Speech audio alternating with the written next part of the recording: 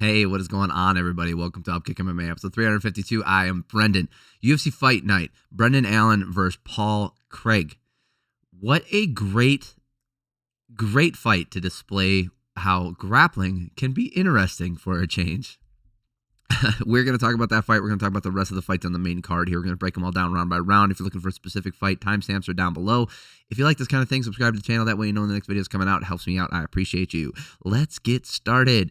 All right, Paul Craig stepping down to middleweight here instead of light heavyweight, where he's usually fighting at, taking on Brendan Allen, who is on a tear, right? He was on a 5-fight win streak. Brendan Allen is known for his grappling and he's well-rounded, but his grappling is where he really excels.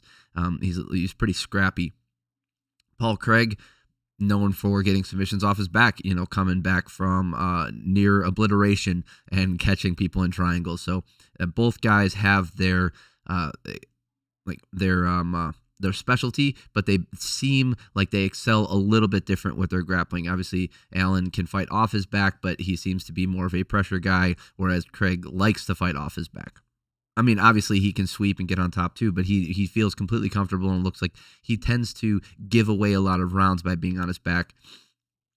And that's the problem in this game, man. If you play that too long, you're going to eventually go against a guy who's not going to give you, an opportunity. I mean, he fought for some really good ones in here, and we'll talk about him, but just Allen shut him down.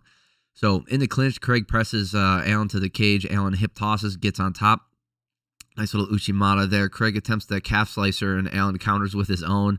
I don't know if it was a toe hold or an ankle lock, but not an ankle lock, but I don't know if he countered with a calf slicer of his own by turning around and pulling the leg of Craig. But they get back up. Allen throws Craig back down to the ground, gets on top, starts landing some good ground and pound, and that was a big difference maker in this fight, right? It's a great round of grappling, just Allen landing damage. You look at the control time here, nearly, what was it, 2 minutes and 50 seconds of this first round. And then the strikes, 14-3.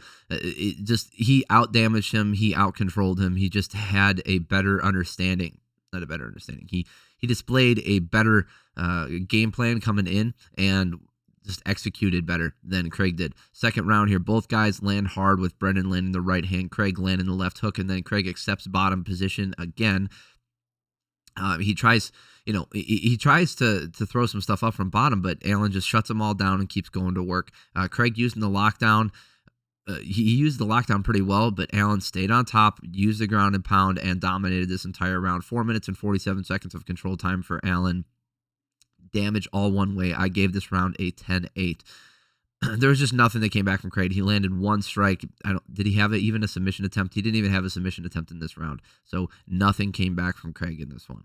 Last round here, third round, Allen landing the right and defends the takedown with the guillotine. Then Craig gets out, gives up the back, and Allen gets a rear naked choke finish, or the modified rear naked choke. Obviously, he didn't have the both hooks in, but it was beautiful finish for Allen, looking good. Looking at his last 6 fights now, he's only lost twice in the UFC to Sean Strickland, the current champion, and Chris Curtis, the current champion's teammate. And he's fought everyone outside of the top 5, right? Kevin Holland, Tom Breeze, that was a good fight when it happened. Kyle Dawkins, when he was on a tear, beat him. Sean Strickland, Carl Roberson, Punahele Soriano, tough guy. Chris Curtis ends up losing to him. Sam Alvey when he was still in here. Jacob Malkoun, is a tough cat. He got DQ'd his last fight. Christoph Jotko, Andre Muniz, Bruno Silva, and he's finishing people. Sub, rear naked choke, sub, rear naked choke, sub, rear naked choke. RNC. He's got a ton of them. And the dude he keeps getting better every single fight. He's only 27 years old. I think he looks great. I don't know if he excels so much in one area or facet of fighting that he just looks on paper to be unbeatable or looks to be unbeatable when he fights. It's just he just keeps getting the damn thing done. So now it is time for him to fight someone in the top 5. He could fight a Roman Dolidze. I think that's a waste of time. He could fight a Paulo Costa. That's good for the name recognition. Chimaev wants no part of that. Plus Chimaev's fighting at welterweight now, right? or not. Is he going to fight at welterweight now? It doesn't, because he fought Usman last. I know they fought at 180. I know they didn't fight at 170. I know that. Jared Cannonier would be a good fighter. Robert Whittaker would be a good fight. Dricus du Plessis fighting for the title in Israel. Adesanya is kind of out of reach right now. So I think Jared Cannonier and Marvin Vettori, Apollo Costa. I would skip Roman Dolidze. Chimaev ain't fighting anybody. Hermansson's too close to him, and he's going to outrank him. So I think he needs to step up into the, I would say, top 5, top 6, and fight someone and see where his talent really lies. I like his chances. I think that once he gets up into there, he's going to run into some guys who are really going to expose his weaknesses, and we'll see whether or not he can handle that stuff. Like with Paulo Costa, a tough dude who's willing to bang with him, like that's going to be rough, and he's got a tough chin, so he's not going to get an easy out there. He's not going to accept the ground positions. And then, going against a guy like Marvin Vettori, big, strong guy who's going to take a ton of damage and can grapple as well. So there's a lot of fun challenges for him, and it's going to be interesting to see what happens when he takes them on. Like I said, I like his chances. It doesn't mean that it's a guaranteed win because, like I said, I don't think he has the one thing that puts him so far and away above everyone else where he's just going to be a monster to stop. He just keeps getting the job done, and sometimes that's what we see, and they become champion. Look at a Michael Bisping, right? Somebody who doesn't really excel in any area except for maybe cardio, and he just gets a job done and eventually becomes champion, just keeps working. All right. Great fight, fun fight to watch. Lots of fun grappling exchanges, really good stuff. All right, Jake Matthews versus Michael Morales. There's a lot of standing around in this one. I know a lot of strikes were thrown here. It was, it seemed weird, like Jake just couldn't figure out the range. So Morales is doing a good job with the jab. Matthews shelling up for the 2, not letting him land that straight, but he's just not landing very hard shots himself. Matthews clips him with the left hook, but Morales turns it up and lands a right hand. Morales landed way more damage and managed better distance in this first round, 26-14. Clearly Morales' round. Morales feels like he's landing hard and starts to unload on Matthews in the second round, and Matthews shells up. Nothing really lands, but it doesn't matter optically. He's doing way more. Matthews landing a 1-2, 2-3, countering well. Morales probably gets this second round too. It's really close because Morales landed some really big shots. Matthews landed some really big shots, but Morales just didn't react to him. Like the 36-18 is the striking numbers in the second round, so Morales clearly landed more, but Matthews landed some really big shots, and had they staggered Morales in any way, you could say, oh, Matthews got that round, but none of them seemed to affect Morales. So even though he landed with more force, it has to do with the way that the fighter is affected by those things, and he just wasn't. So 20-18 in favor of Morales. Last round, Matthews with a hard kick to the nuts and the thigh. They trade nut kicks. They both kick each other in the nuts at one point. A lot of standing around here. Not the most active round early on. The cleaner counters are landing for Matthews, and you can give him this round. The leg kicks from Morales were the difference maker in a lot of this fight. Look at the leg kicks. He had 11. Morales had 11 in the first round, 9 in the second round, and then 7 in the last round. Right, he slowly got less and less, and Matthews picked it up a little bit. Right, he only had 1, and then 2, and then 4. So he managed to kick up that difference. But the big difference maker was going to the body and then to the head in this last round. He was doing a better job of it. He was avoiding the shots coming back from Morales, and I gave him this last round. I felt like he did more damage. He definitely outlanded him, 25-22 here. Let's look at the judge scorecards because Morales definitely won this fight. I'm just curious as to see. Wow, interesting. They gave him that first round. Interesting. I don't think those are good scorecards. Both Derek Clearly and Saul D'Amato gave the first round to Jake Matthews, but not the last round. The last round was his best round. Chris Flores' scorecard makes sense, but why? I don't understand why they thought Morales won. Everybody thought Morales won that last round. I thought that's the round that they all gave to him.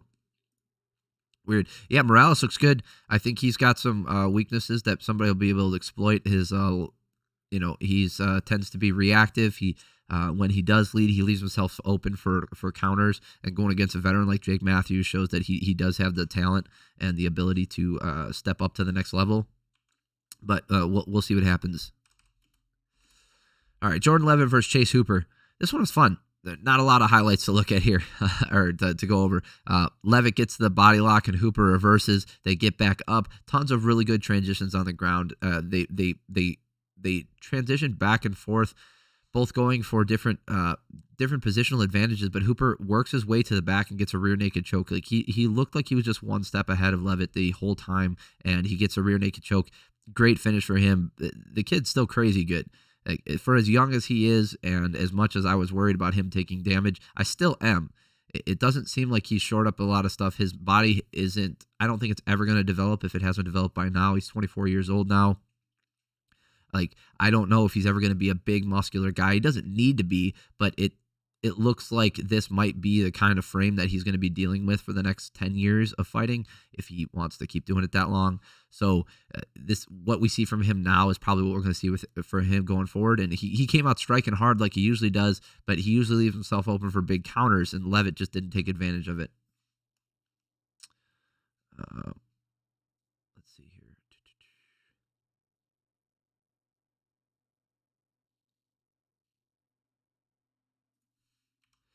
All right, moving on.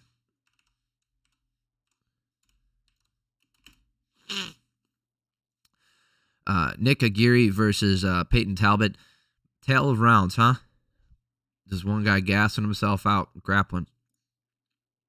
This is what happens when you grapple and you don't do damage, right? You can eke out a win if your cardio can hold up, but if it can't, you're not going to get points and you're not going to do enough to make the other guy slow down. Nick Aguirre, he shoots a double and gets a takedown right away. It's not even close. Aguirre clearly with tons of control, going for back attacks, doing a bunch of stuff, but no damage. Look at this, 1-0 for strikes. Even the ground strikes, 0 ground strikes attempted in this first round. 4 minutes and 50 seconds of control time. So it's not that he did a bad job. He did a great job with control. He did a great job even going for back attacks and doing that stuff. It's just that he focused so much on that, and he emptied the tank. And in the second round, he clearly needed a break. Talbott was in his face, landed right away, kick to the body. Aguirre fails on a takedown, then he has to pull guard. Aguirre lands a couple jabs and then gets a double leg, but he just wasn't able to control him in this round. He got outstruck 15-4, got out damaged. Look at the control time here. He had 3 minutes of control time to Aguirre, or Payton Talbott had 3 minutes of control time to Aguirre's only 1 minute this time. Clearly turning around. I had it 19-19. Last round here, Aguirre just looks so tired, gets thrown to the ground. Talbott gets to the back and gets a rear naked choke finish. This kid's good. He's really good. It's just this fight was clearly set up for him to be successful, and he did what he was supposed to do. You can't take anything away from him. Amanda Ribas versus Luana Pinheiro. This fight was fun. Amanda Ribas is so much fun to watch. Pinheiro was throwing wide hooks, running forward. She's landed a couple of those big overhand rights right away. Ribas finding some success with the low kicks, just not much, right? She just wasn't throwing them enough, wasn't finding enough success. Ribas not able to mount any significant offense in this round. Like, she did strike her, so it was 25-18. It's not that Ribas didn't do anything. It's just that the stuff that she was throwing back was not landing as hard, was not stopping Pinheiro from Pinheiro from slowing down. Second round, turns it up. Pinheiro slows down just a little bit, and that's enough. That little bit that she did, that she slowed down, gave Ribas that leeway and that little gap to turn her offense up. Ribas was using the kicks, helping with the range, following up with the 1-2. Ribas did a really good job of distance management with the kicks. She clearly takes this round. Lots of offense, 40-18, 4 strikes landed for Ribas. Not a lot of control. There's no grappling in this round, just lots of striking, lots of offense, lots of pressure. Last round here, Ribas right back to the jab. Pinheiro comes in with the right hand, but Ribas lands one of her own. All right, Pinheiro works for the takedown, doesn't do anything with it, and then get right back up. And Pinheiro looking tired. Ribas will not stop moving forward. Her last-ditch effort was that takedown. She needed to keep her down on the ground, and Ribas worked her way back up. She lands a right hand, spinning heel kick, then a right hand again. Pinheiro is down, and holy shit, Ribas gets the finish here in the last round. She finished her. That spinning heel kick was so freaking cool. Even though it didn't land flush, it landed with the sole of the foot and not the heel, but it was so much freaking fun. I love watching that stuff. I love when it lands. I love when we get these guys who are in there just throwing stuff that's creative, but not totally out of whack, not making a ton of noise, not being overly dramatic with their movements, just trying to stay effective and wearing on their opponent. What a great finish for Ribas. Myktybek, Orolbai versus Uros Medic. I'm going to take a guess and say this name is not of European origin. Actually, where is he from? Obviously, I know he's not European. I forget where he's from. I don't think he was Mongolian. Oh no, he's from. I remember. He's from Kyrgyzstan. Orolbai in the clinch and Medic landing hard knees over and over. Orolbai gets a takedown, looking for some ground and pound. He stayed on top for the rest of this round. Look at this, 3 minutes and 49 seconds of control time. Did decent amount of damage. Uros Medic actually outstruck him this round, and if you went damage for damage, maybe you can give it to Medic. I just didn't feel like he did enough, so I give it to Orolbai. He did get outstruck 14-5, but in the second round here, Orolbai jabs his way in another takedown. Medic spends most of the time on his butt trying to get back up, and then Orolbai gets the neck crank rear naked choke. It's a modified rear naked choke. It wasn't under the chin, but he cranked it really hard.